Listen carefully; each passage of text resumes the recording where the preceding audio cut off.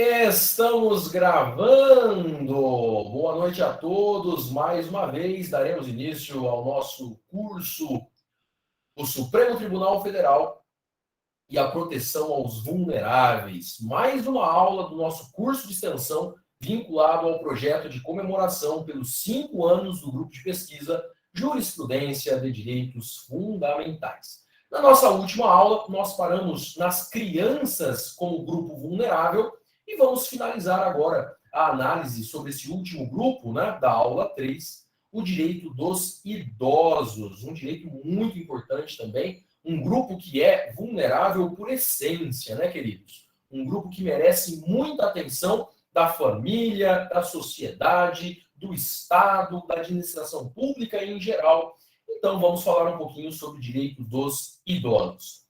Encerrando essa aula, na sequência, falaremos de mais 2 grupos vulneráveis, que serão os grupos da população carcerária e sistema prisional, os presidiários, né? E, por fim, na próxima aula, encerramos aí mais 2 grupos com a análise das pessoas em situação de rua. A última aula, falaremos sobre direito dos indígenas e direito dos refugiados. E assim encerramos a análise de todos os grupos vulneráveis do nosso curso de extensão.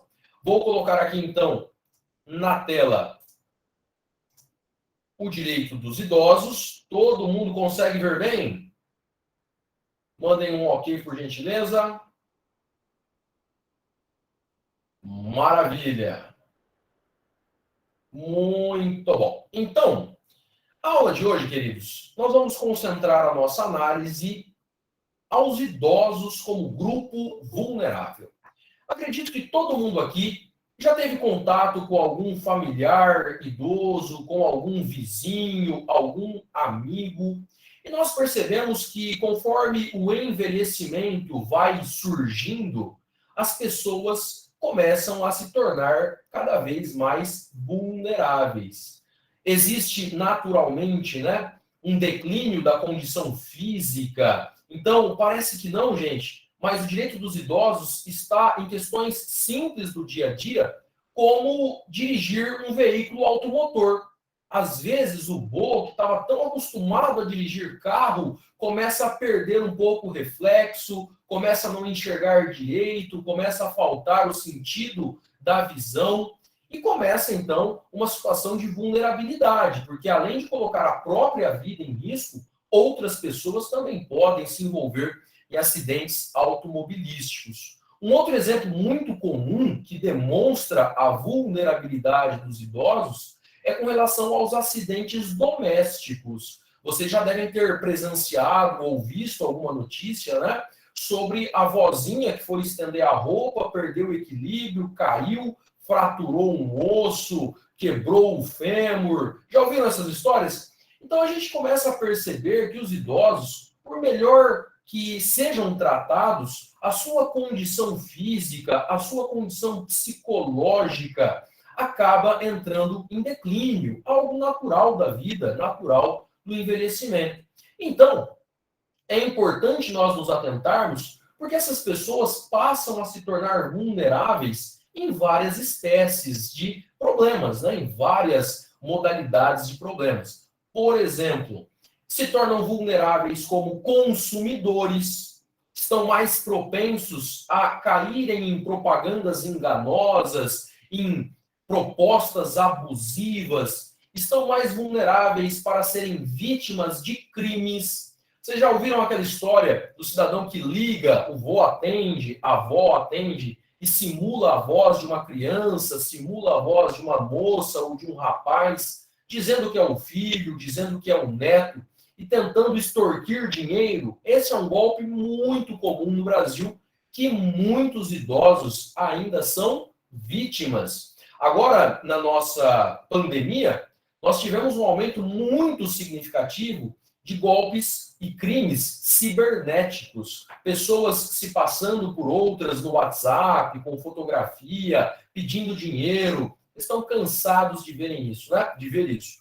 E os idosos, por essência, são um grupo vulnerável, até porque a idade vai tornando as pessoas mais frágeis. Geralmente acabam sendo acometidos por doenças, por enfermidades, algumas doenças que acabam tornando os idosos completamente inaptos para uma vida comum. A exemplo do mal de Alzheimer, ao exemplo de outras doenças, outras patologias que acabam influenciando a capacidade cognitiva dos idosos. Então, queridos, vamos agora estudar um dos grupos vulneráveis mais fofinhos, né? mais carinhosos aí, o direito dos idosos. Maurício está dizendo que muitos bancos fazem empréstimos consignados sem autorização dos idosos e eles só percebem uns 2 anos depois. Maurício, muito legal a sua colocação, né? Nós vamos ter uma decisão do Supremo falando sobre isso, Maurício, sobre direito do consumidor, sobre propostas abusivas, né? Realmente é um tema muito interessante. Bom, para começar a nossa análise, eu estou recomendando alguns artigos científicos para que a gente possa estudar de forma mais aprofundada as decisões judiciais que serão tratadas em aula. Estou indicando a hipervulnerabilidade do consumidor idoso, do Cristiano Reineck Schmidt. Também estou indicando o direito à informação, garantia dos consumidores idosos contra campanhas publicitárias abusivas e enganosas, da Patrícia Matos Amato Rodrigues. Outro artigo científico, o Estatuto do Idoso e a justificabilidade dos direitos de seus destinatários na formação de uma sociedade fraterna, da Roberta Terezinha Uvo Bodinar e Andressa de Souza da Silva. Estou indicando também violação ao direito à gratuidade da pessoa idosa no sistema de transporte público coletivo no município de Natal. Um exemplo muito interessante, né, de um direito que foi discutido no Supremo. Nós temos 2 decisões hoje, gente, que bom que vocês estão aqui. Do ponto de vista técnico, são muito interessantes. Vocês vão perceber que uma delas, especialmente, o direito está na Constituição, está na lei e ainda assim houve questionamento por uma questão do sistema econômico, do capitalismo agressivo. Então, as 2 decisões sobre direitos idosos são muito interessantes que nós vamos aprender, né, na aula de hoje.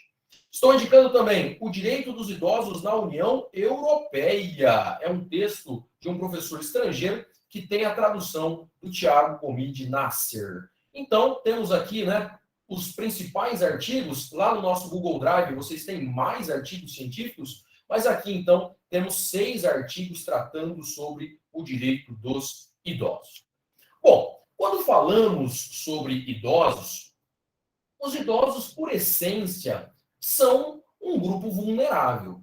É bem verdade que, em virtude do avanço da medicina, em virtude de hábitos de vida mais saudáveis, uma alimentação mais adequada, tratamentos de saúde, medicamentos, graças ao bom Deus, o ser humano tem conseguido, né, pelo menos nos países desenvolvidos, uma longevidade considerável com qualidade de vida. Então, eu sempre dou um exemplo, né? Quando você olha, tem 2 exemplos clássicos para mim sobre idosos que estão mantendo a qualidade de vida. Aqui no Brasil, Silvio Santos, que ainda já está com mais de 90 anos, né? E ainda, tudo bem, de vez em quando escapa um parafusinho ou outro, né? Você viu umas declarações aí meio absurdas do Silvio, mas tem que dar um desconto aí pela idade, né? E uma outra, que é uma personalidade mundial, respondam para mim no chat, quem é uma referência quando nós pensamos em uma mulher muito importante? Olha o Maurício gabaritando, né? A Rainha Elizabeth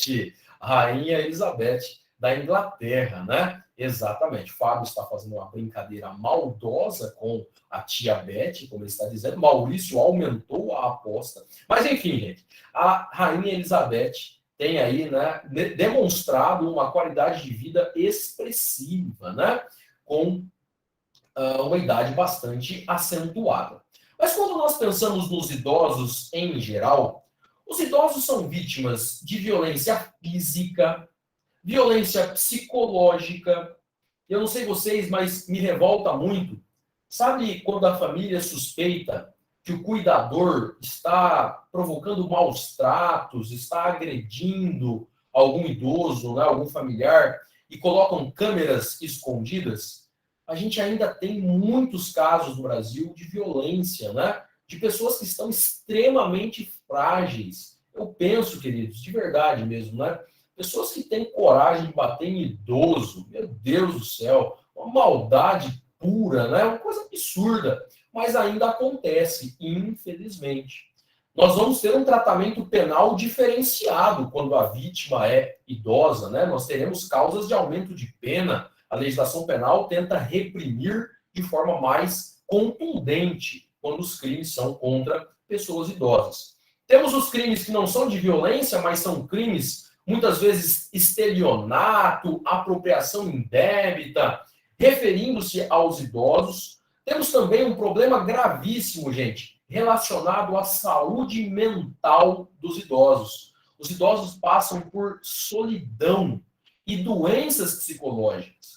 Queridos, vocês que são muito novos, às vezes não dimensionam a importância de dar atenção, de prestar atenção na conversa do vô, na conversa da avó, de simplesmente parar o seu dia, largar o celular e ouvir o que ele tem a dizer, ouvir o que ela tem a dizer.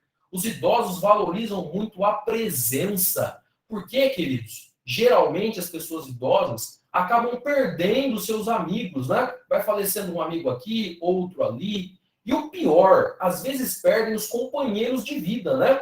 Então, a avó perde o vô, aquela tristeza absurda. Então, gente, aqui fora da aula mesmo, mas um compromisso. Olhem com mais carinho, não só para os familiares, né? Mas para todos os idosos. Todos nós, se Deus assim nos permitir, chegaremos a essa idade. Então é muito importante. E vou dizer algo para vocês, assim, na minha vida mesmo, eu sempre gostei muito de conversar com pessoas mais velhas, até porque existe uma questão de sabedoria que só a vida traz. Então, às vezes você acha, né, que o vô tem umas conversas que não são interessantes, experimenta dar atenção, ouvir com calma, né? Você vai aprender muito com as pessoas que já passaram aí por muitos anos nessa vida.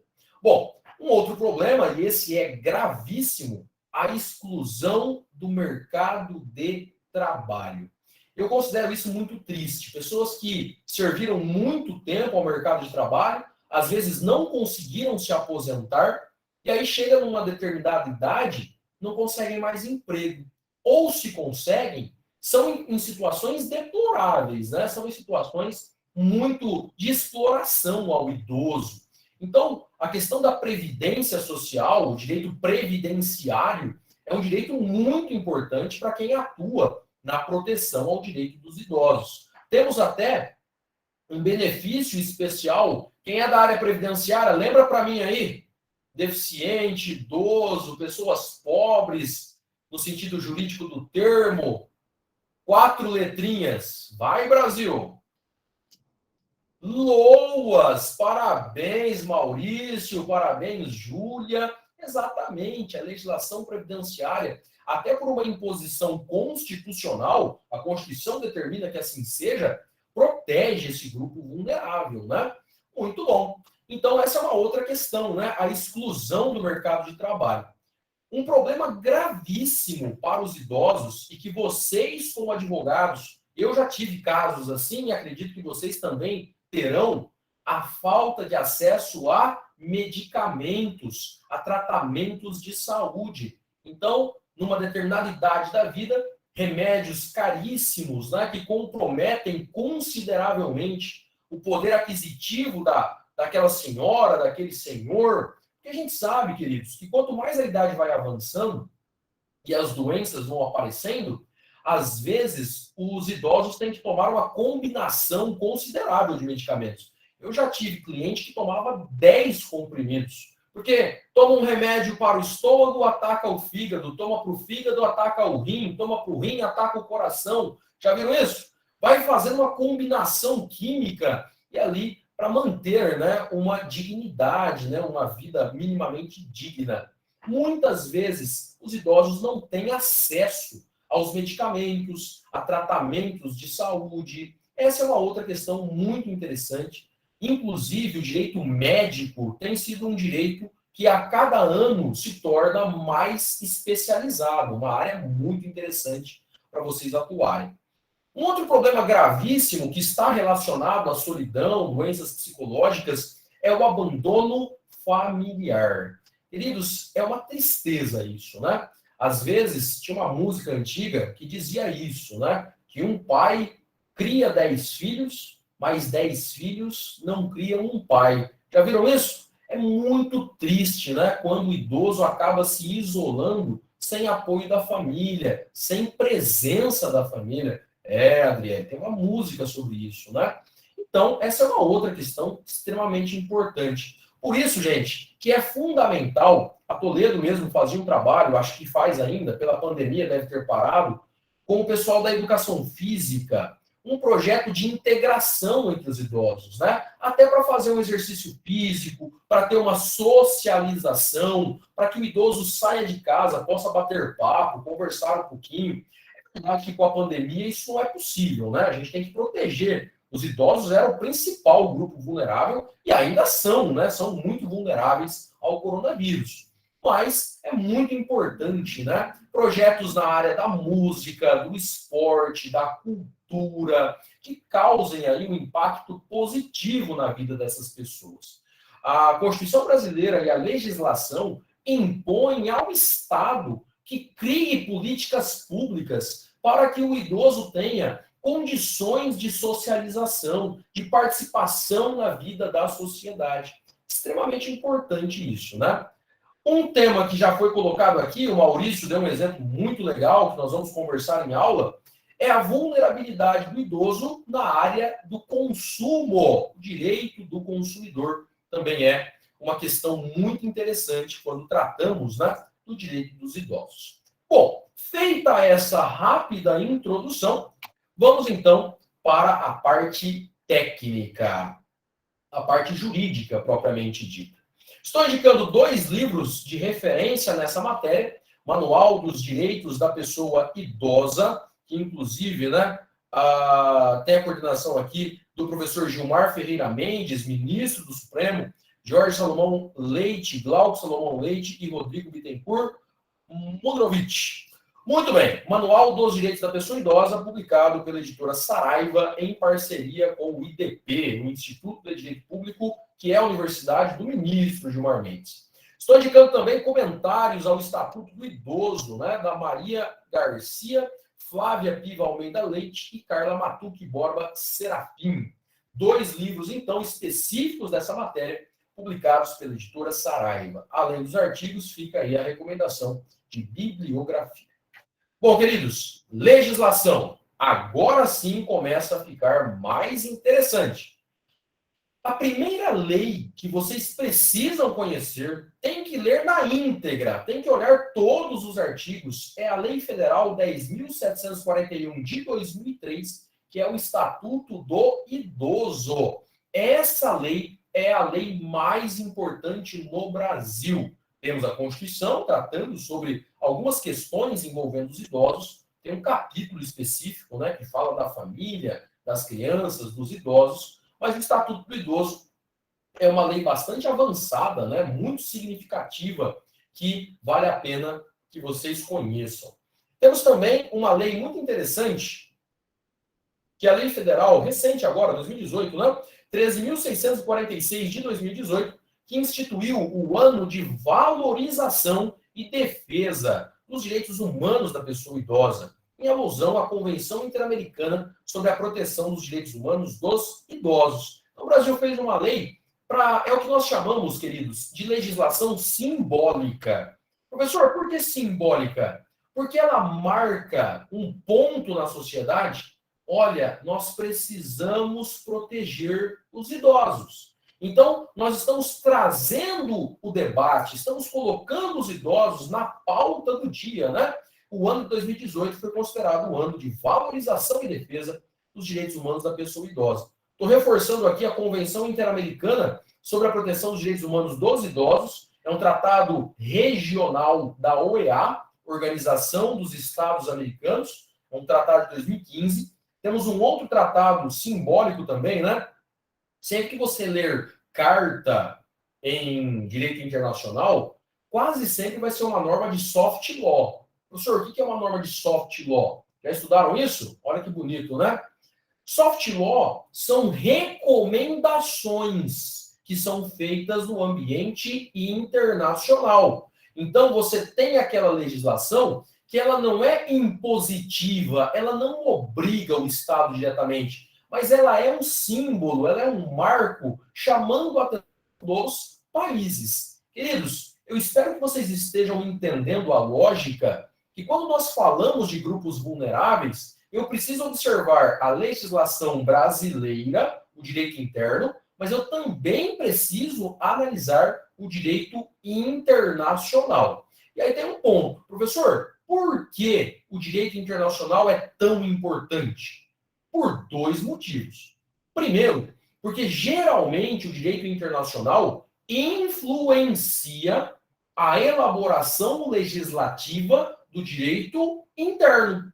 Então, às vezes, a comunidade internacional abre o debate, os países se sentam à mesa na ONU, na OEA, na OMS, na OIT, tudo bem? ONU, Organização das Nações Unidas, Sistema Global, OEA, no caso brasileiro, Organização dos Estados Americanos, OMS, Organização Mundial da Saúde. Nesse tempo de pandemia, vocês ouviram falar muito da OMS, né? OIT, Organização Internacional do Trabalho. Tem a Unesco, tem a Unicef, né? Cultura, educação, crianças, enfim. O ambiente internacional, ele é muito propício porque muitos países desenvolvem leis pelos exemplos. Então, os países começam a ver, olha, o Chile começou a fazer uma legislação sobre isso, a Argentina começou a fazer, Paraguai, Uruguai. Aí você começa a perceber que a América está se mobilizando naquele sentido. O Brasil acaba tendo uma pressão internacional para também fazer uma lei, né? Vocês sabem que a Lei Maria da Penha, nós falamos disso em aula, foi uma lei criada por pressão internacional, recomendação da Comissão Interamericana de Direitos Humanos. Então, quando nós estudamos vulneráveis, direitos humanos, direitos fundamentais, é sempre muito importante que nós estejamos analisando. Será que tem algum tratado sobre isso? Será que tem alguma carta internacional sobre isso? Muito importante. Mas eu falei que eram dois pontos, né? Professor, e qual é o segundo ponto? O Brasil ratifica tratados internacionais, sim ou não? Rápido. Responde aí para mim. O Brasil ratifica tratados? Tratados de direitos humanos? Sim ou não, gente? Responde aí para eu ver se o chat não está travado. A Adriele até ficou revoltada. Sim, ué. Ué, senhor. Pois é, Adriele. Uma provocação apenas. Muito bem. Mas aí é o seguinte, professor, assinou o tratado. E se ele não cumprir, ele pode ser responsabilizado? Sim ou não? Na teoria. Sim ou não, gente? Existem órgãos internacionais, Amanda gabaritando aí, em tese sim, senhor. Existem, né? O Brasil se submete, por exemplo, à Corte Interamericana de Direitos Humanos, um tribunal internacional regional, né, aqui na América, de proteção aos direitos humanos. Então, tratado internacional, gente, não é assim para ficar de enfeite, para sair bonito na foto. Não, é um compromisso jurídico internacional. Professor, mas às vezes o Brasil não cumpre. Eu sei, filho. A gente tem muito a progredir, tem muito a amadurecer. Mas, em regra, podem ocorrer sanções internacionais. E as sanções internacionais, elas são do ponto de vista político e também econômico. Vocês lembram quando vocês estavam no colegial? Fala para mim um embargo econômico muito importante que teve. Vizinho nosso aqui, o pessoal fala espanhol também. Os Estados Unidos fizeram um embargo econômico. Com qual país, gente? Como assim embargo econômico, senhor? Os Estados Unidos disseram, não é mais para comercializar com Cuba. Parabéns, Lucas, Saulo e Camila. Cuba ficou isolada porque ela apostou na União Soviética, no socialismo, no comunismo da União Soviética, e os Estados Unidos, então, ficaram tristes porque Cuba serviu, inclusive, né, como ponto estratégico de guerra, né?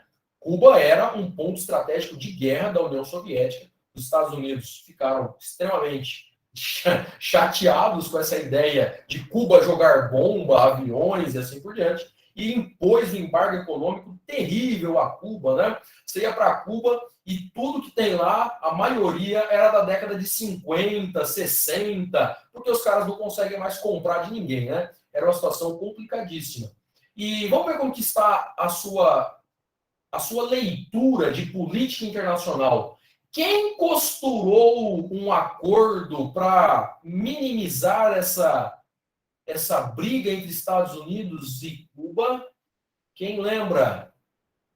Eu disse no primeiro ano para quem foi meu aluno e repito sempre: estudante de direito tem que ler jornal. Estou falando de WhatsApp, não, filho. Estou falando de jornal oficial. Quem costurou um acordo que o Obama acabou aceitando?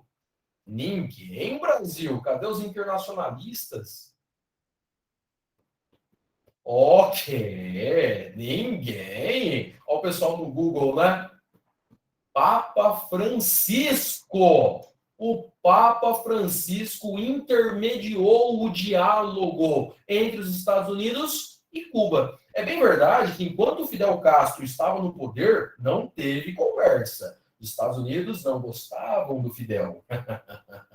Depois veio o Raul Castro, que era o irmão dele, né? Mas no acordo, depois você dá uma digitada no Google aí, leia uma notícia, né? Teve uma participação ativa do Papa Francisco, tentando trazer a paz entre essas duas nações. Beleza, gente? Maravilha? Então, essas duas questões têm que estar sempre no radar de vocês. Olha, o direito internacional ele tem uma função simbólica muito forte, porque muitas leis internas são feitas de acordo com o direito internacional. E o segundo ponto, não menos importante, aliás, até mais importante do que isso, porque o Brasil tem compromissos internacionais. E se ele não cumprir o que foi acordado, o que foi firmado no tratado, ele pode ser responsabilizado. Temos, inclusive, condenações da Corte Interamericana de Direitos Humanos. Quem lembra de uma recomendação da Comissão Interamericana? Inclusive, vai ser assunto da nossa próxima aula, né? Uma recomendação da Comissão Interamericana que mudou uma situação no Brasil. Vou dar uma dica rapidamente para quem gosta de rap. É a principal música do Racionais. Racionais MC. O Saulo, que escreveu um artigo sobre isso, está gabaritando aí. A implosão do Carandiru.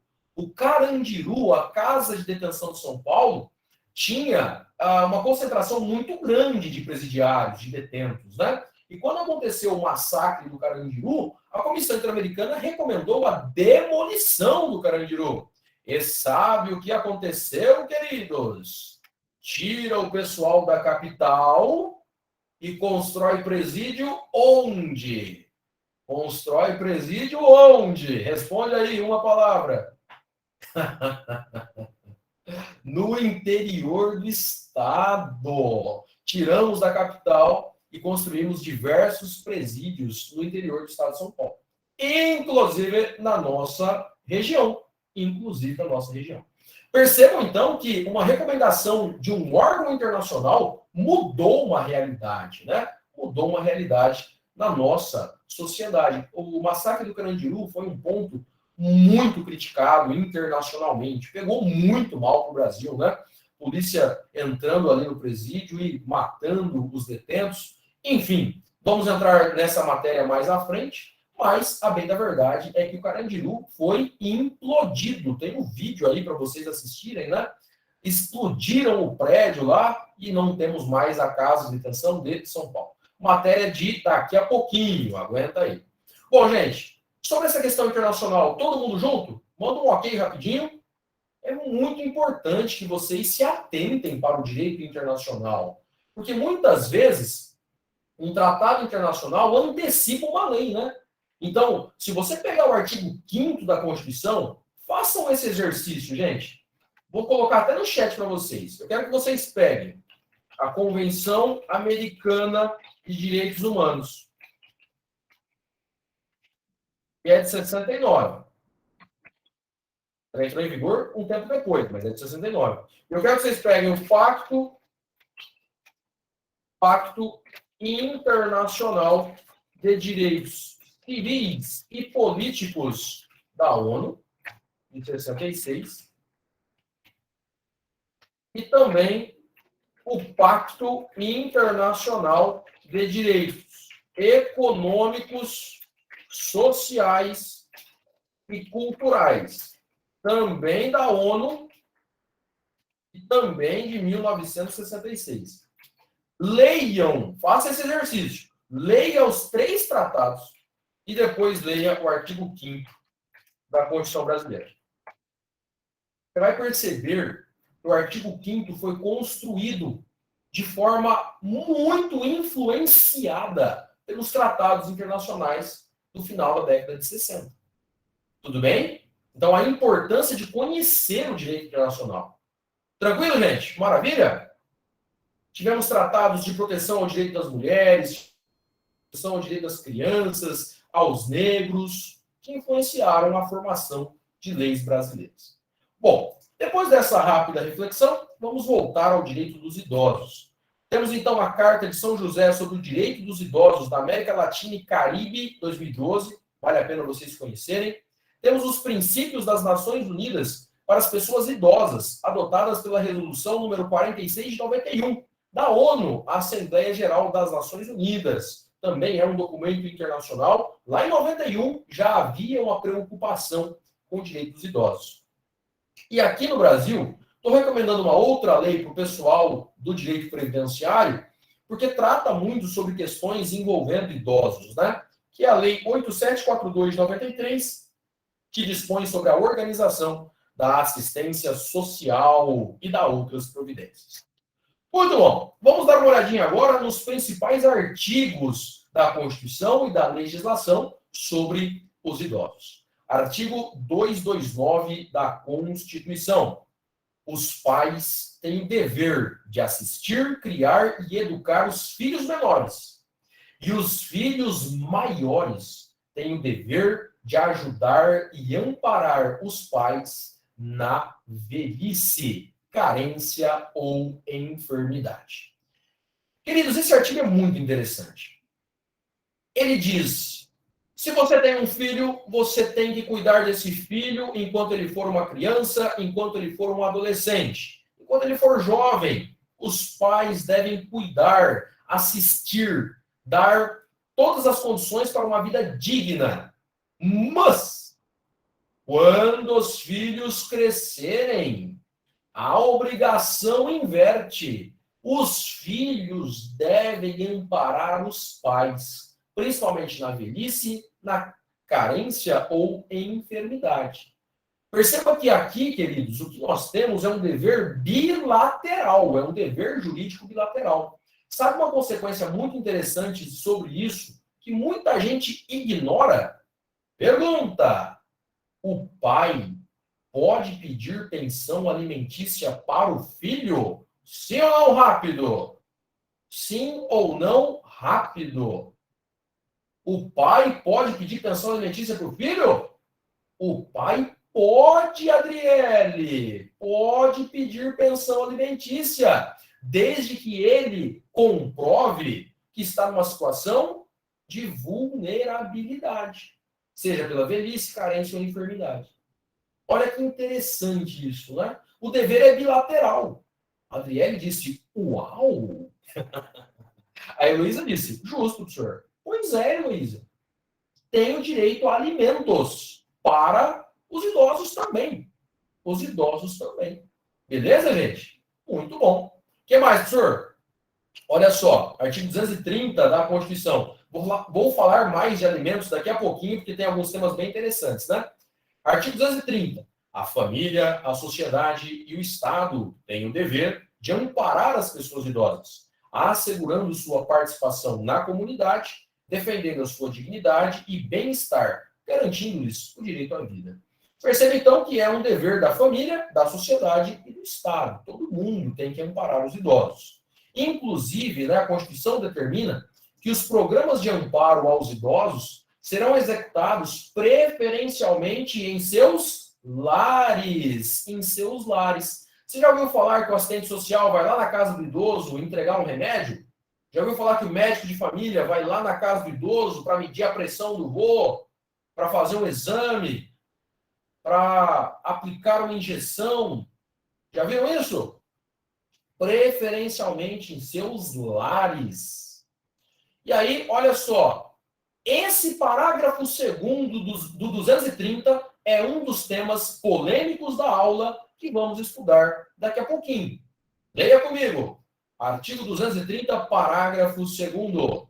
Aos maiores de 65 anos é garantida a gratuidade dos transportes coletivos urbanos. Maior de 65 tem direito à gratuidade de transporte coletivo urbano.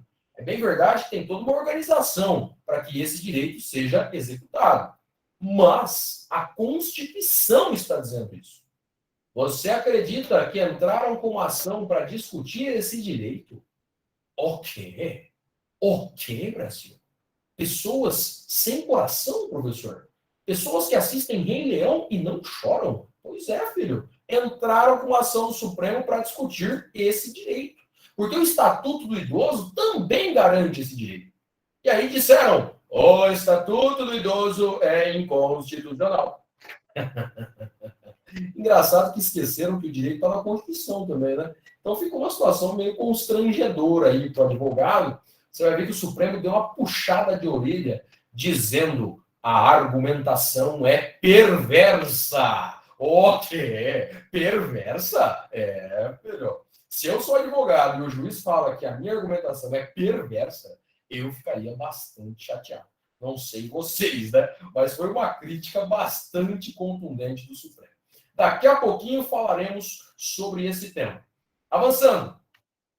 A Constituição, lá no 203, vai falar da assistência social. A assistência social será prestada a quem dela necessitar, independentemente de contribuição à Seguridade Social, e tem por objetivos, inciso 5, a garantia de um salário mínimo de benefício mensal à pessoa portadora de deficiência e ao idoso que comprovem não possuir meios de prover a própria manutenção ou de tê-la provida por sua família. Então, parabéns ao pessoal aí, né, que respondeu sobre o LOAS. Muita gente que trabalha com previdenciário conhece essa matéria, né? Vale muito a pena vocês conhecerem a garantia de um salário mínimo de benefício mensal ao idoso ou à pessoa com deficiência, né, que comprovem não terem meios de prover a própria manutenção ou de tê-la provida por sua família. Dá uma olhadinha, então, depois. Vou marcar aqui para vocês. Previdenciário. Estudar o LOAS. Muito bem. Avançando. Estatuto do Idoso.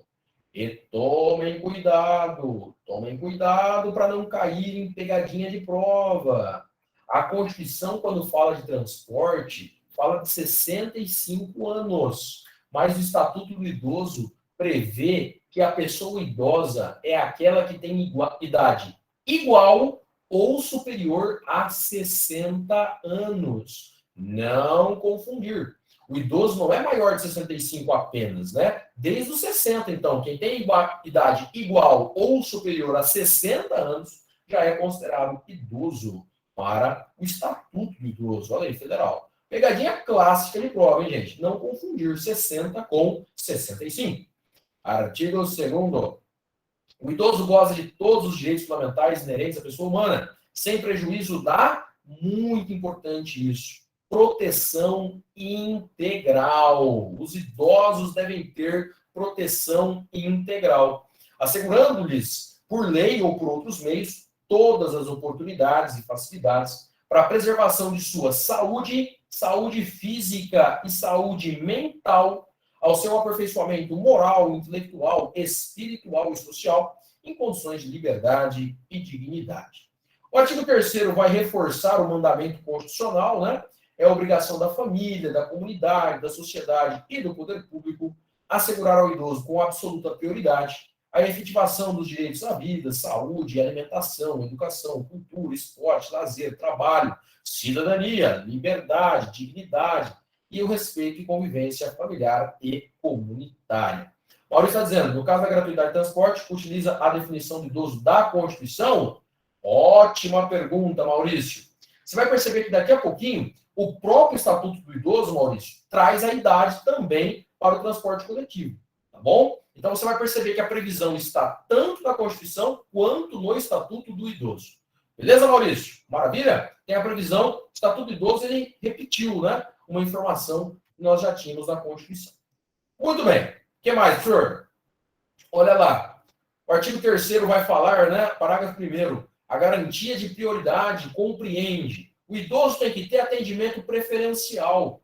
Então perceba, gente, que estacionamento, lugar em caixa de supermercado, caixa de banco, posto de saúde, não enfrentar fila, ter uma fila preferencial, tudo isso é garantido por lei. Tem um inciso 7 aqui que eu acho muito importante também, né? O estabelecimento de mecanismos que favoreçam a divulgação de informações de caráter educativo sobre os aspectos biopsicossociais de envelhecimento. O idoso tem que estar bem informado, tem que estar... Gente, deixa eu chamar a atenção de vocês aqui para algo muito importante. Em tempos de pandemia, com uma avalanche de fake news, tem muito idoso desinformado. Não sei vocês, mas a minha querida avó, minha amada avózinha, acessa o Facebook, acessa o WhatsApp e recebe um monte de fake news e acredita que é verdade. Sim ou não? Acredita que é verdade. De vez em quando ela me liga, né? Ela fala assim, e aí, e essa questão aí, né? Estão falando da vacina, pessoal, vai virar jacaré, né? Ó, que é, vó. Falei, vó, pelo amor de Deus, vó. Aí eu mandei foto para ela dos políticos se vacinando, né? Falei, vó, a senhora acha que se fosse morrer, o pessoal estava se vacinando? Ah, então eu vou me vacinar também, né? Se tem político aí arriscando a vida, né? Então, gente, tem que ter informação de qualidade para as pessoas idosas, né? Por quê? Quanto mais simples é a pessoa, se ela não teve instrução, se ela não teve uma escolaridade, ela se torna muito vulnerável, muito vulnerável. Quanto mais humilde a pessoa, mais propensa ela está a cair numa fake news. Tudo bem? Por isso é tão importante campanhas do próprio Estado de educação e informação. Muito bem. Garantia de acesso à rede de serviços de saúde, assistência social locais, né? Sempre muito importante. Perceba que a gente tem uma preocupação muito grande com a saúde do idoso e também com a assistência social. A Constituição reforça isso, o Estatuto do Idoso da mesma forma, e vamos avançando. Olha que importante o artigo 6º. O artigo 6º é um compromisso legal para toda a sociedade. Todo cidadão tem o dever de comunicar à autoridade competente qualquer forma de violação a esta lei, que tenha testemunhado ou que tenha conhecimento. Então, se você sabe que está tendo maus tratos a um idoso, se você sabe que está tendo, como o Maurício colocou aqui, né, forçando um consignado, um empréstimo que o idoso nem pediu, porque a galera do banco tem que bater meta. Banco, principalmente banco privado, né? Fica empurrando 1 milhão de consignados aí para aproveitar as aposentadorias. E como bem colocou o Maurício, o idoso às vezes nem percebe, né? Quer ver uma questão muito legal que você já deve ter visto na sua casa? Me responda você. Onde o vô coloca a senha do cartão de crédito? Fala aí, Brasil. Ele anota a senha para não esquecer. Atrás do cartão. Exatamente, Maurício. Aí aparece um cidadãozinho com um colete amarelo no banco, ele acha que o menino trabalha no banco. Sim ou não? Passa o cartão, ô filho, ajuda o vô aqui. Sim ou não? Olha o nível de vulnerabilidade, gente. Muitos idosos colocam a senha atrás do cartão. Muitos idosos colocam senha com data de aniversário. Sim ou não? Por isso que cabe também, né, as instituições não autorizarem senhas que sejam muito fáceis. É o aniversário do filho, do neto, aniversário dele, aniversário de casamento. Casamento ainda vamos lá, que é mais difícil de descobrir, né? Mas aniversário geralmente é senha padrão, senha clássica. Ou é o aniversário ou é o telefone. Sim ou não? Então temos que tomar cuidado. Qualquer pessoa que tome conhecimento deve comunicar às autoridades competentes. E sabe o que é legal? O Ministério Público tem pastas específicas para cuidar dos idosos. Existe uma promotoria, né?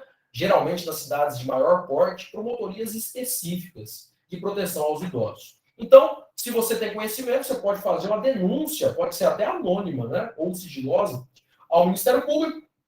O MP vai instaurar um inquérito civil, ou então vai oficiar a Polícia Civil para instauração de inquérito policial, dependendo, né? Porque pode ser uma questão civil ou pode ser uma questão criminal. Ou pode ser os dois também, né? E aí, então, nós teremos uma atuação do Estado. Promotor de justiça, delegado, isso vai virar um processo, ou vai virar um inquérito civil, que pode virar uma ação civil pública. Extremamente importante aí que todo mundo colabore, né? Para que não tenhamos a violação de direitos aos idosos. O que mais, senhor? Artigo 8º, o envelhecimento é um direito personalíssimo e a sua proteção um direito social, nos termos dessa lei e da legislação vigente. Olha que legal, queridos. Envelhecimento é um direito personalíssimo e a proteção ao idoso, proteção à velhice, é um direito social. Vamos ver se você estava na primeira aula deste maravilhoso curso. Se é um direito social, o que eu espero. Vai, Brasil. Como que tem que ser a postura do Estado? Responde aí no chat. Se é um direito social, um direito de segunda geração, o que nós esperamos do Estado? Uma postura mais ativa. Parabéns, Maurício, parabéns, Natan. Desenvolver políticas públicas, professor. O Estado tem que agir, ele tem que fazer alguma coisa para proteger o direito dos idosos. É um dos raros exemplos que a própria lei já define, né? Olha lá, o direito ao envelhecimento e a proteção ao envelhecimento é um direito social. Exige, portanto, um fazer estatal. O que mais, professor?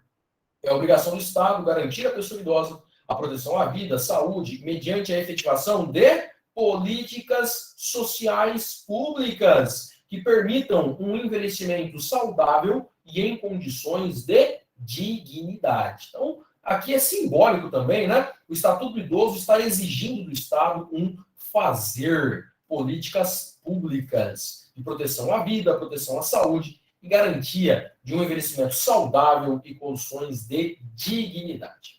Olha lá os alimentos que nós estávamos falando agora há pouco. O Estatuto do Idoso ele vai dividindo, né? Direito aos alimentos, direito ao transporte, direito ao acesso à justiça, direito à educação, cultura. Ele vai trazendo uma série de seções. Lá no artigo 11 está escrito assim: os alimentos serão prestados ao idoso na forma da lei civil. E para facilitar a sua vida, eu já estou colocando aqui no Código Civil. O direito de alimentos está previsto nos artigos 1694 a 1710, e nós temos uma lei de alimentos, que foi bastante revogada, é verdade, né? Mas ainda tem alguns artigos aí que podem ser aproveitados. A Lei 5478 de 1968. Então, quando o Estatuto do Idoso fala de lei civil, ele está se referindo ao Código Civil, lá nos artigos 1694 a 1710, e também a Lei de Alimentos, a Lei 5478 de 68. Gente, como nós começamos a nossa aula 19 horas e 20 minutos, eu vou mais um pouquinho, tá? Deu uma hora de aula só, vamos mais um pouquinho aí para avançar na matéria. Olha só, queridos, daqui a pouquinho a gente faz um intervalo. Dá 1h20 pelo menos, né? A obrigação alimentícia ou alimentar, ela é solidária. Solidária, podendo o idoso optar entre os prestadores. Professor, o idoso teve lá 3 filhos. Quem tem que pagar pensão para ele? Os 3. Os 3, é um dever solidário. Aí nós vamos discutir depois aquele binômio. Quem se lembra do binômio que define os alimentos? Quando eu vou fixar uma pensão alimentícia, o juiz deve considerar 2 valores. É o que nós chamamos de binômio. Quem lembra, Brasil? Vai, filho! Participa da aula um pouquinho. O binômio. A Adriele disse, estou pensando. 2 valores. O Lucas falou vulnerabilidade. Então, Lucas, no direito civil tem uma definição clássica. Quanta coisa a gente está aprendendo nesse curso, hein? Quanta coisa! Olha o Fábio. Necessidade, possibilidade. Parabéns, Fábio. Parabéns, Danila. Necessidade de quem pede os alimentos, possibilidade de quem vai pagar, de quem vai prestar os alimentos. Sempre que falamos de pensão alimentícia, o juiz deve ponderar esse binômio necessidade, possibilidade. Necessidade, quem precisa dos alimentos, e possibilidade de quem vai pagar, de quem vai prestá-los. Todo mundo junto? É uma avalanche de conhecimento, né? Vai anotando aí, filho. Vai te ajudar para a sua vida, vai te ajudar em direito civil, vai te ajudar para sempre, né? É o binômio necessidade e possibilidade. Muito bem. Obrigação, então, é solidária. Podendo, então, o idoso optar pelos prestadores, né? Ele pode escolher, quero receber de tal filho, quero receber de tal filho. Depois cabe até ação de regresso entre os filhos, né? Para dividir aí a responsabilidade.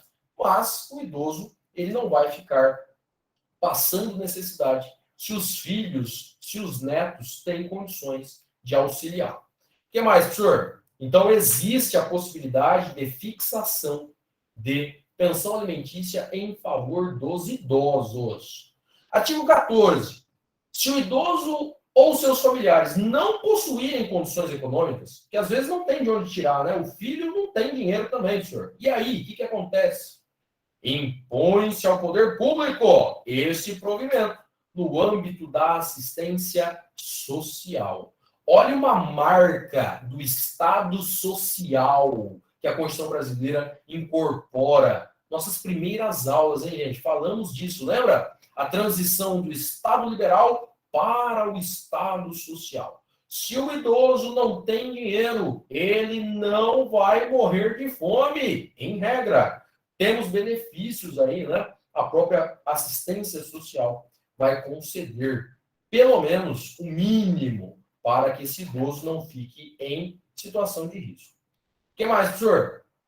Lá no Código Civil, estou destacando um artigo, o 1696, que diz o seguinte: o direito à prestação de alimentos é recíproco. Olha só a Adriele, que se surpreendeu, né? O pessoal também que não sabia. O direito à prestação de alimentos é recíproco entre pais e filhos. Então, o filho pode pedir para o pai pode pedir para o filho. E é extensivo a todos os ascendentes, recaindo a obrigação dos mais próximos em grau, uns em falta de outros. Você já ouviu falar aqui que se o pai da criança não tem dinheiro, eu posso pedir para o avô?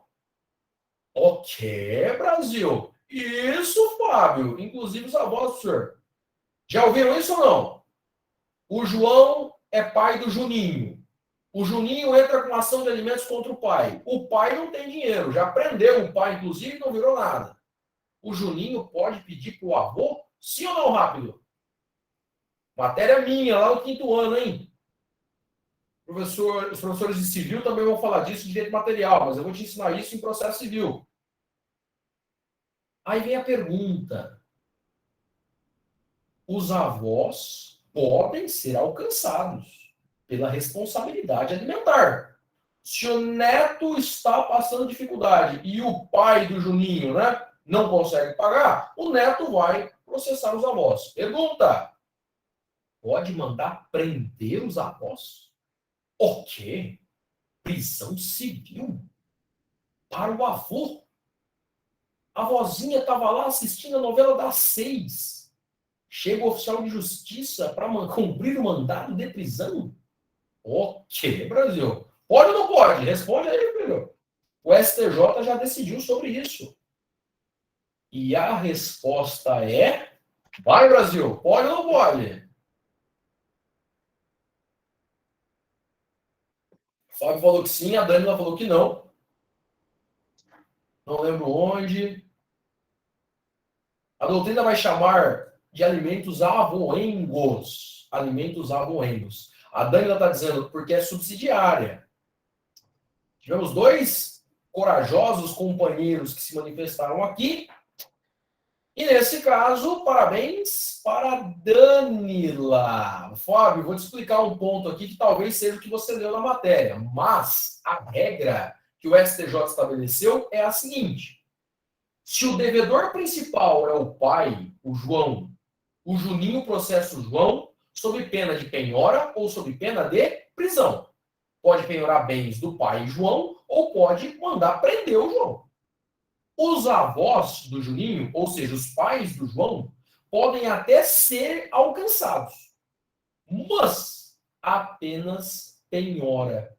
Prisão não pode. Não. Prisão não pode. Agora, vamos lá, Fábio. Professor, e se o avô é o devedor principal? Então, a pensão alimentícia foi assim, o Juninho processou o avô. Aí a discussão é diferente. Aí o tribunal se divide bastante. Talvez tenha sido isso, Fábio. Se o avô é devedor principal, existe divergência na doutrina e na jurisprudência. Mas, em regra, o que se coloca é: os alimentos garantem a vida do menor.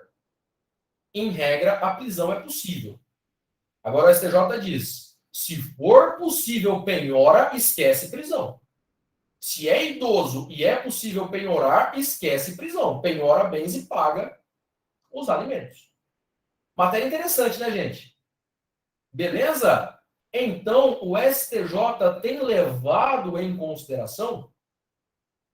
O Fábio está dizendo que o Estatuto do Idoso veda a prisão por alimentos. Então, Fábio, os tribunais se dividem bastante, cara, para ser sincero.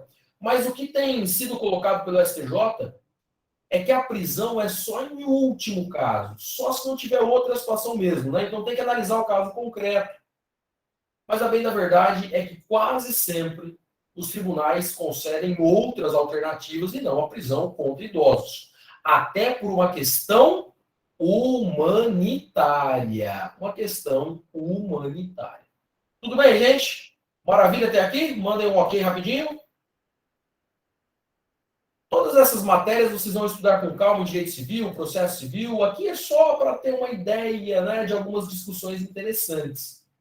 Muito bem.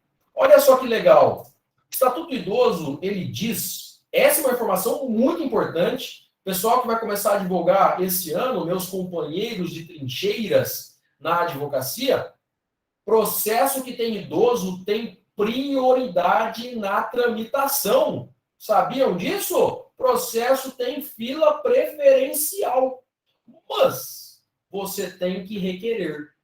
Eu, geralmente, na minha petição inicial, eu já destaco em amarelo, assim, né? Para o juiz não correr o risco de não ver. Logo na primeira petição, destaque em amarelo.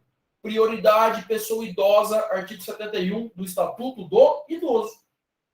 Tranquilo, gente? Então, se existe um processo em que a pessoa tem 60 anos ou mais de 60 anos, o processo terá prioridade. Mas nós temos uma super prioridade. Super prioridade, senhor?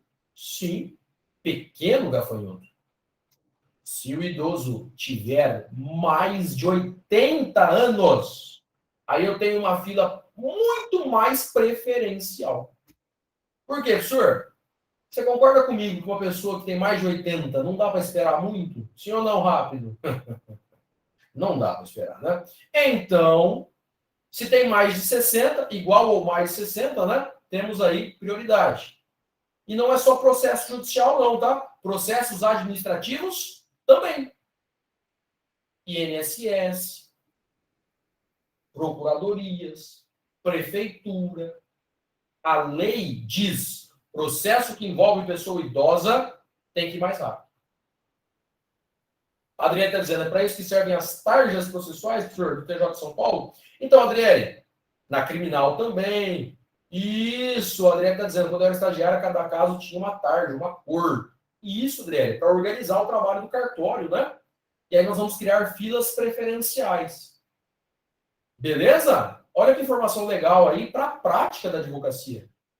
Tudo bem, gente? Teu cliente tem mais 60, já faz o requerimento, logo na petição inicial. Prioridade na tramitação, pessoa idosa. É um direito do idoso. Maravilha? Mandem um ok e vamos em frente.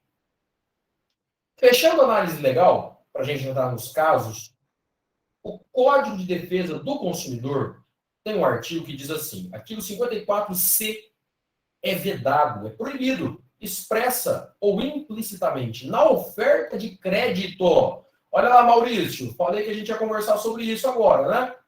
Na oferta de crédito ao consumidor, publicitário ou não, inciso 4, não pode assediar ou pressionar o consumidor para contratar o fornecimento de produto, serviço ou crédito, principalmente se tratar de consumidor idoso, analfabeto, doente ou em estado de vulnerabilidade agravada, ou se a contratação envolver prêmio. Tem um problema mais sério ainda, mais grave, né, gente? Professor, e se o idoso for analfabeto? Nossa, meu querido, aí a vulnerabilidade é até maior. Por quê, professor? Porque uma pessoa analfabeta, ela é facilmente enganada. Ela não consegue se localizar no mundo mais, né? Muito complicado. Vocês já imaginaram isso, gente? A pessoa não sabe ler nem escrever? Como é que faz, né? Tem muitos idosos que só sabem assinar o nome e faz ainda copiando o RG. Sim ou não? Essa é uma pessoa em extrema vulnerabilidade, né? Então, o Código de Defesa do Consumidor tem dado um norte. Olha, não pode, né? É proibido. Ofertas de crédito ao consumidor, venda casada ao consumidor idoso, propostas abusivas. Muitos contratos são anulados judicialmente. Muitos contratos. Tranquilo, gente? Beleza? Então, o Código de Defesa do Consumidor também tem uma preocupação com as pessoas idosas. E agora nós entramos nos casos concretos.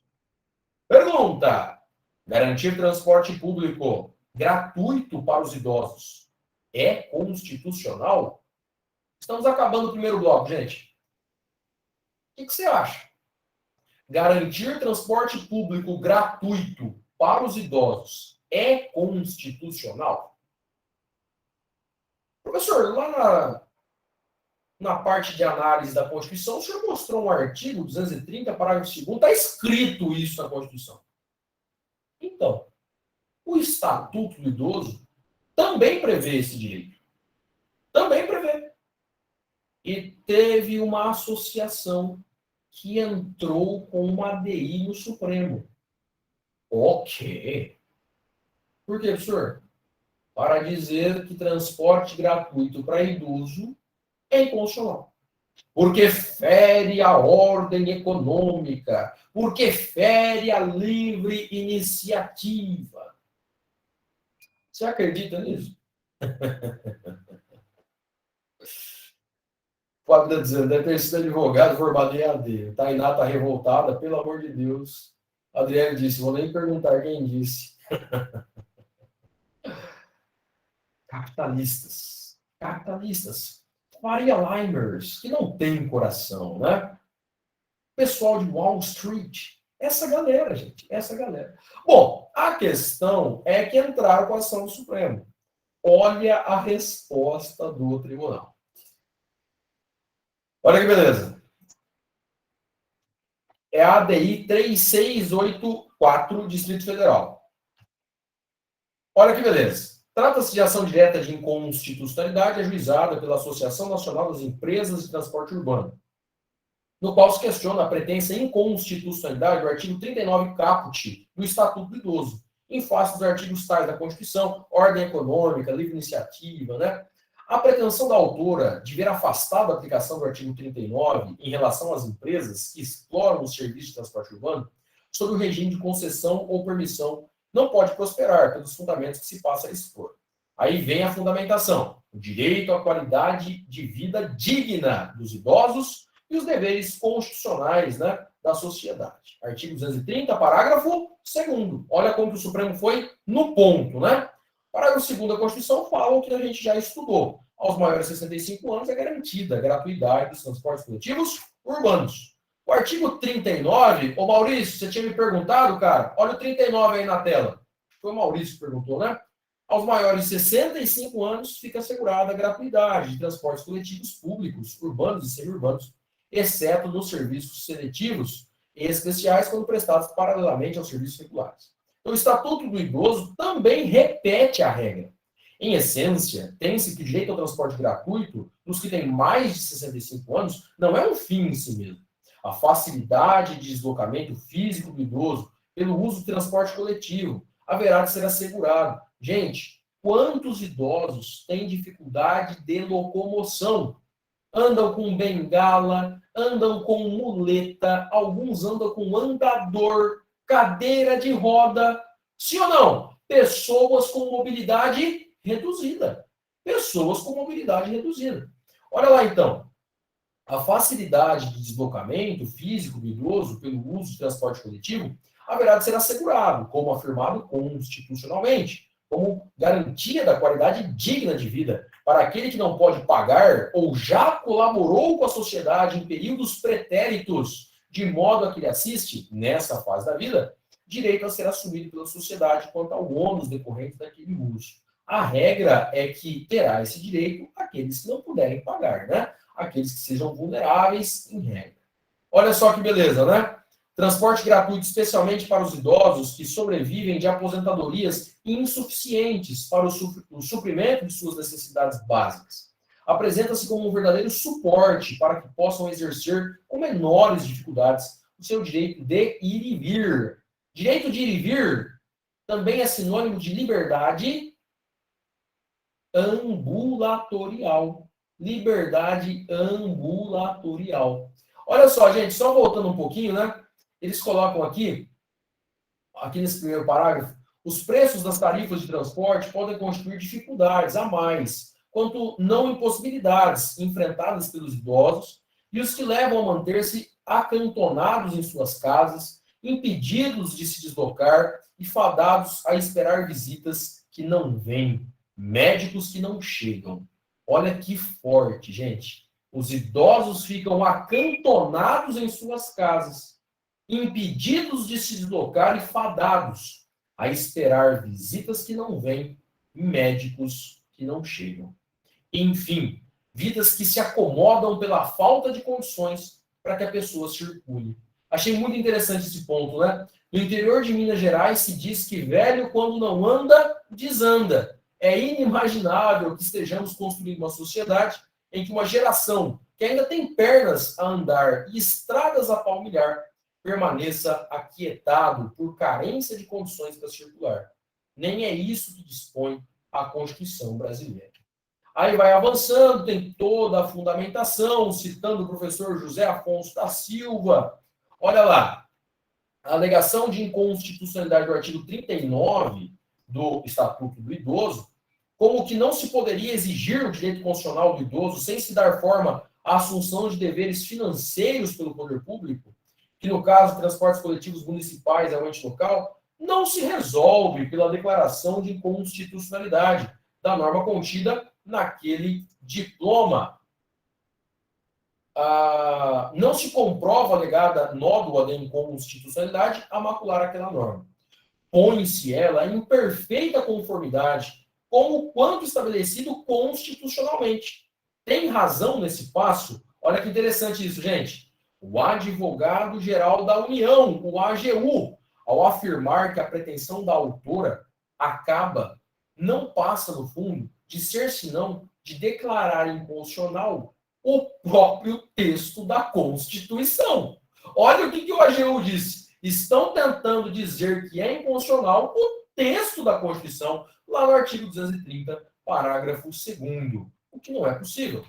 Avançando, a argumentação da autora nesse ponto há de ser tida como perverso. Perverso. Eu penso que se você é advogado e leva uma pancada dessa, você tem que refletir um pouco mais antes de entrar com uma ação novamente, né? O Supremo Tribunal do teu país disse que a tua argumentação é perversa. Os idosos não são em número suficiente para aniquilar os ganhos dos empresários. E aí tem toda a fundamentação para vocês lerem em casa, julgada improcedente a presente ação direta de inconstitucionalidade. Todo mundo junto? Sim ou não? Rápido. Queridos, não é meio absurdo uma questão dessa chegar no Supremo? Texto da Constituição é expresso. A lei federal espelhou no texto da Constituição. O Supremo teve que dizer o óbvio. A Constituição 230, parágrafo 2º, assegura o direito, ponto final. E aí, queridos, tem aqui, né, a ementa, foi julgada improcedente, decisão de 2007, ministra Carmen Lúcia, a relatora. Para acabar, só vou finalizar, porque a gente está bem no finalzinho, só tem mais esse caso, depois a gente dá 20 minutos de intervalo aí para vocês, tá bom? Porque assim a gente encerra a gravação e começa a matéria nova no segundo bloco. Respira fundo aí, faça um polichinelo, beba um gole de cappuccino e vamos encerrar a matéria. Último caso do primeiro bloco dessa aula. ADI 6539, Paraná. Constitucionalidade da lei proíbe a oferta de instituições financeiras de empréstimos por ligação telefônica a aposentados e pensionistas. Olha que interessante, gente. Nós falamos que o Código de Defesa do Consumidor tem uma preocupação muito acentuada, né, muito importante com os idosos. E a gente sabe que muitas instituições financeiras ficavam ligando, fazendo propostas para aposentados e pensionistas. Lá no estado do Paraná, criaram uma lei dizendo que os empréstimos não poderiam se dar, né? Financiamentos, empréstimos, não poderiam se dar por telefone a pessoas idosas. E, queridos, você concorda comigo que, às vezes, a avó nem tem condição de entender o que ela está conversando no telefone? Sim ou não, rápido? Aí o cidadão pede, qual que é o CPF da senhora? Qual que é o endereço da senhora? E vai lá e faz um empréstimo. Às vezes a idosa não tem condição de avaliar o que ela está contratando. Quantas e quantas vezes o seu avô, a sua avó pediu para o filho, pediu para o neto acompanhar para ele não fazer negócio errado? Sim ou não? Então, questionaram. Olha, essa lei aqui do Paraná é um absurdo. Por que não pode vender por telefone para o idoso? Fere a livre iniciativa. Fere os princípios da ordem econômica. O argumento é sempre o mesmo, né? E esse é um caso muito interessante. Por quê, professor? Olha lá. ADI, Lei Paranaense 20.276 de 2020, no acórdão tem a lei, proibição da oferta por instituições financeiras de empréstimos, por ligação telefônica, a aposentados e pensionistas. Só que aqui tem um caso. Do ponto de vista técnico. E é por isso que essa decisão é interessante. O Supremo não entrou no mérito. Como assim, professor? Ele não discutiu quem estava certo ou quem estava errado. Sabe o que ele disse? A autora desta ação, a autora dessa ADI, não tem legitimidade. Não poderia ter entrado com a ADI, então nem vou julgar. Olha lá, tem o relatório, tem aqui o texto da lei, inclusive, né? Foi a Associação Nacional dos Profissionais e Empresas Promotoras de Crédito e Correspondentes do país, a ANEPS, contra a lei estadual, né? Lei Paranaense 2276 de 2020. O Supremo, então, faz um resumo aqui. E no final, olha que legal, o governador do Paraná destacou nas informações que a lei questionada se justifica. Olha o que o governador está falando para falar que a lei é importante. A lei se justifica pela vulnerabilidade do consumidor, especialmente o consumidor idoso, em situações de contratação de empréstimos consignados por telefone, já que se torna impossível ofertar transparência nas cláusulas que podem gerar prejuízo ao consumidor. O governador do estado do Paraná ressaltou ainda, visando evitar a situação de vantagem da instituição financeira e vulnerabilidade do consumidor idoso, a lei proibiu a contratação de empréstimos consignados por meio de telefone.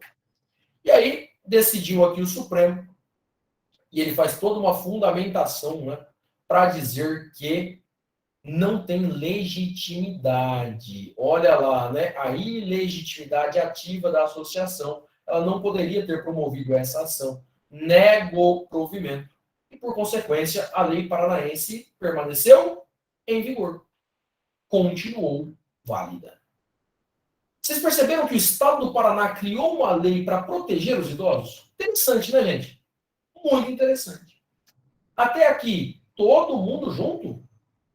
Mandem um ok, por gentileza. Vamos fazer um rápido intervalo. Vou te dar 20 minutinhos aí, 9h05, 9h10. Estamos de volta. Muito obrigado pela presença e atenção de todos. Um grande abraço e até daqui a pouquinho. Não precisa nem sair da sala, só vou fechar a gravação aqui. Daqui a pouquinho estamos de volta. Um abraço.